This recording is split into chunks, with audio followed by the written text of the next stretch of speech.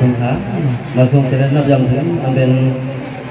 พอพาในเมืองก็ยังเมืองเดียงเขาก็ตั้งวัดตั้งศีลพาอีกป้าเจ้าแต่ว่าแต่งเที่ยวพาเล่นตั้งหมอนในทางน้องอีกป้าเสียเจ้าพาอะไรนาวันนายองที่หันตรงเจ้านับตั้งศีลแต่นิ่งลองตัดตีเต็มก็เลยจังคุณให้บุญเขาบุญจองเขาตั้งวัดตั้งศีลในกำเนิดจุดตานีเป็นความเขาก็เป็นตุลาปัญญาสุดโต่ได้หมดในเดียวเขาทุกสายความเสียมาตรงตัดรักษาพื้นที่น้องวันตรงเจ้าเขาตั้งวัดตั้งศีลเสร็จเลยจะนำเอาการเดินที่น้องที่ทำอิทธิไกในปอยเขามาในสว่างปางไว้เมื่อตอนตาขานตอนขึ้นนั้นในเขาเดียวกันเขาทุกสายความเสียเลยต้องตาหักขาหรือพี่น้องเขาเสื้อเขาลาก่อนวิทย์ใจพิจารณาหนึ่งเลยมีอยู่เข้าในขำในก็รถร้องฟังคอยร้องฟังเขาคนเขามามนในบันเขาก็เบอร์เขาก็ตึกเป็นโมอันโมอีที่พิจก็ตีน้ำที่คำใจก็ตีฟ้าในขนมแล้วก็ร้องฟังเขาใครกันไรพบกับเราถึงขนม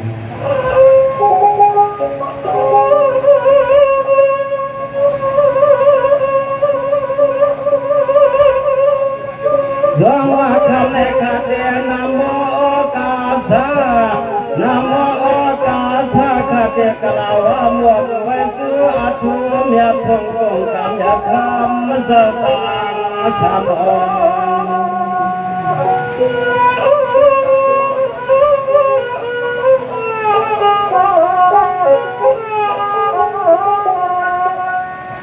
ายาคาเตสัมหังยุขยันกัดไว้ซื้ออาจุงยาพุงคงสามบังกันสามมัน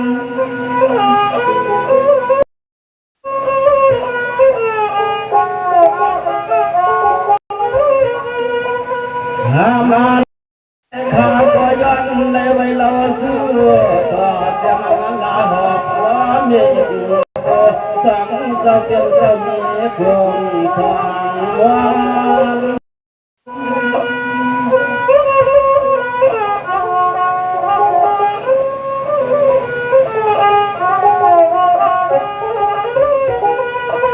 สายาคาเตสัญญาณทุกมือเครื่องโอมาฟ้าสวรรค์เสาเมืองคงเครื่องหลับเมืองตอนนี้ฟังเลื่อนตรงแก้มคำสว่างพุทธลงดองสัจอาหัวหลังแดมพัน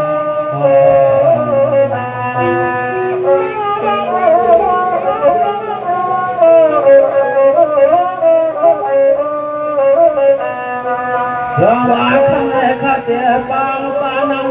22วันฝังมาสู่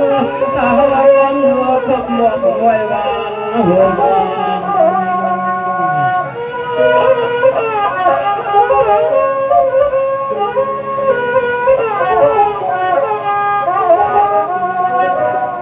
าเมื่อตอนตาขานตอนขึ้นในสายเขาตลอดคุกหัวคนว่าตัวเส้นได้ยอมผิดบางคู่คนตัวน้ำขาแช่ตัวลงก็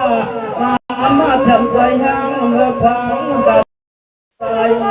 สร้างเอาเดินหาเพื่อน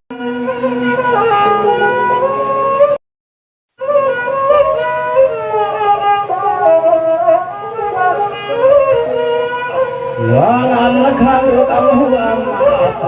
แค่มันก็ข้าวจึงเสียสุดตามาใจจำสองคงเย่แทงก็สีขอบตาให้พร้อมอย่างกันว่าสุดตามาใจไปอย่างเสื่อมให้พอ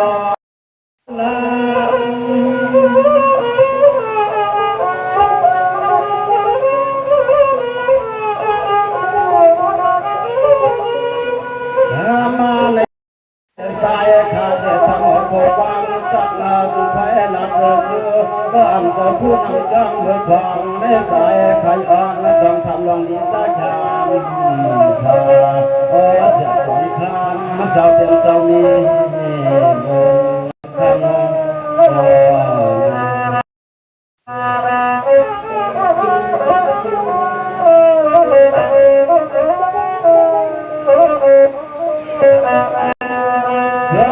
เสียดวงคำ เสียมันเจอเสนอกำมีมนเสียนคนทิ้งมองแล้วทิ้งถึงทิ้งจังยามคนเขาลูกน้องกันเสียเลยมาหัวหน้าฟังได้คำขึ้นสายเขาคำที่ข้อความยาวสุดจังปัญหา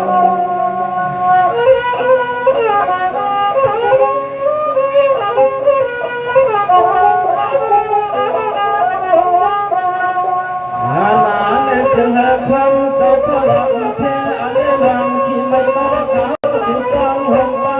ตัดเสือเลยแถวเข้ามาพี่เก็บไว้เก็บลำเมื่อยามคำคืนสายขาดยังหวังแถว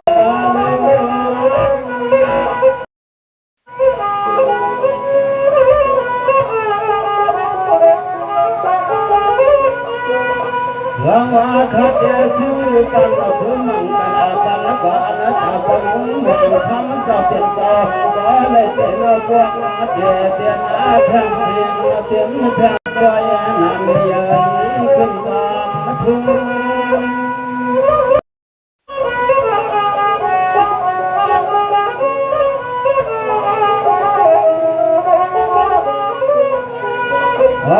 เจ้าลูกมาขอก็เลยพวกตาไปจะลามาเจ้าเมื่อวันเขาตาลูกเจ้าเจ้าความมา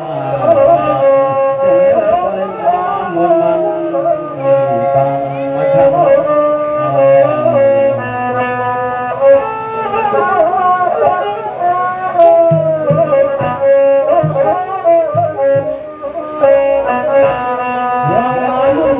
ำเศร้าเสียเลยก็ว่าทำให้ขาดแคลนสู้ปัญหาเขาต้องยัดถึงการสั่งก็ให้เอาแล้วก็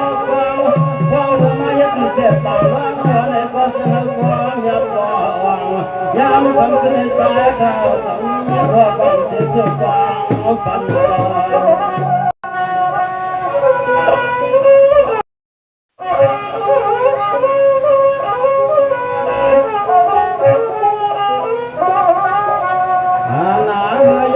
คำคืนในว่าต่อมาสัญญาไม่แทงปากและตะวันเมื่อคว้าและสายขาดเจ็บตรงกลางเธอสวรรค์ตะเรื่องกูเจ็บกูจังขันอ้อเจ้าเจ้าเหลืองเจ้าเจ้าลวงนาเดียเรียนอาทุกวันนะจ๊ะ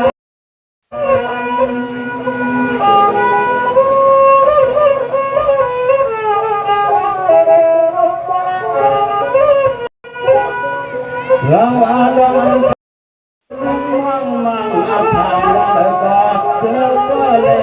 คนจะให้ใครมันจะอ่อนแต่สาวลุ้นอ่าน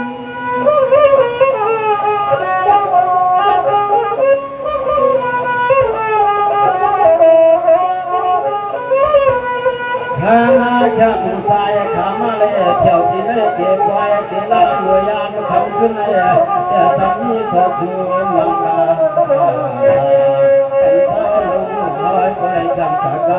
ระเดินคำบอกคำบอก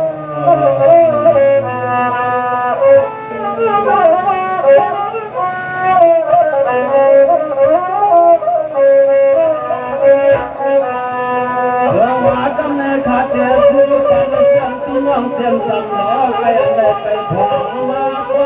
ทำที่ไหนลอยลอยลอยลอยใครอยากเห็นกันผ่าอย่างกันอ่อน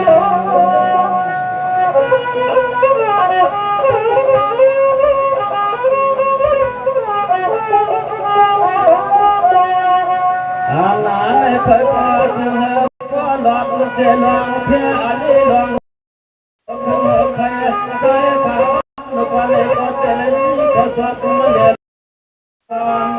นมันกลาปานาก็ยัง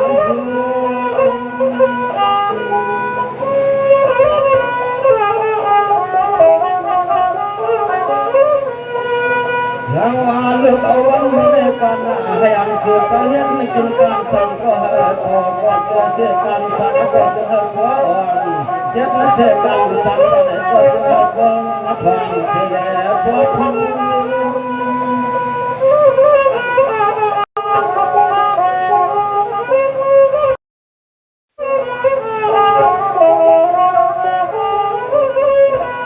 ข้าอยากข้าแม่ก็มีขอ ไปทั้งสายเสื้อผีเสื้อล่องในแถวเขามาที่ในเก็บไว้เก็บลานเมื่อยามคำคืนให้เจอให้ขอวัดทางอย่าลองยอเสียให้เจ้าหน้าเสียมนเสือที่ลูกเดือดเสียแล้วตั้งคอย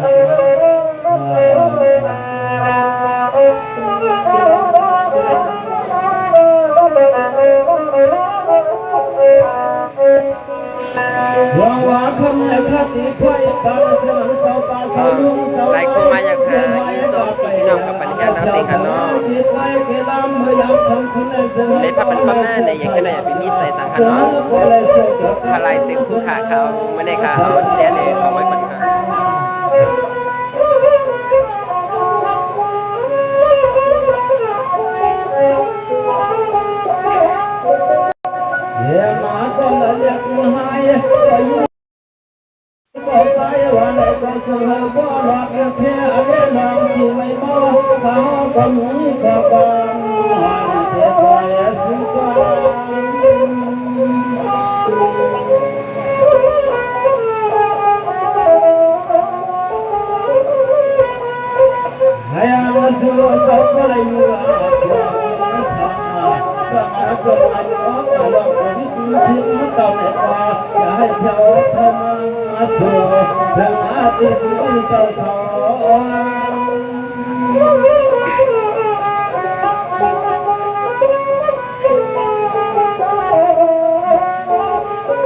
ที่ปันไล่ปันหัวเสียมาค่ะเนาะ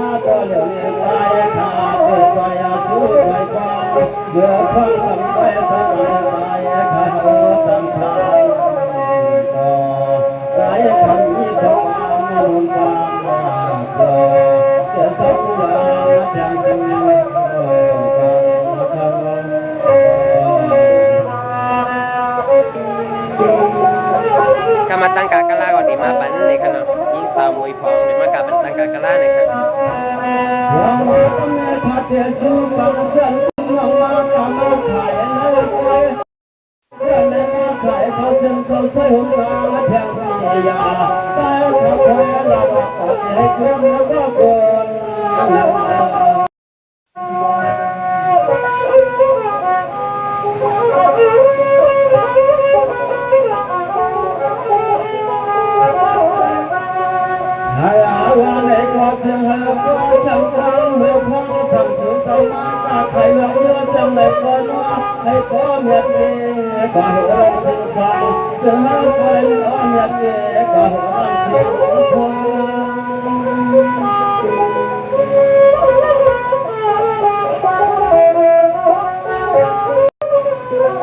ไปสูงค่า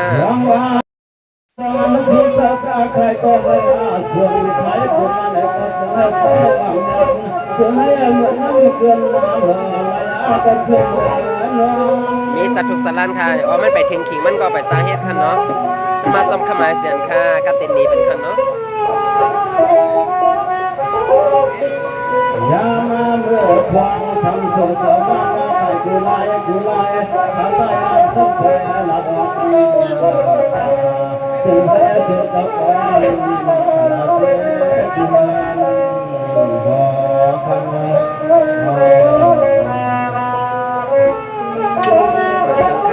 ที่ไรคันนั่นเลยค่ะเป็นดีดัง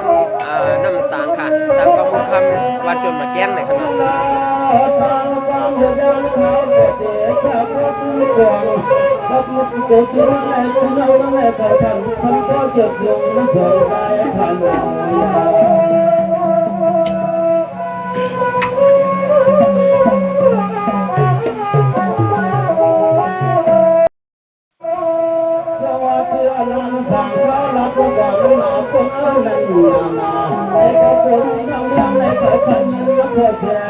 ไป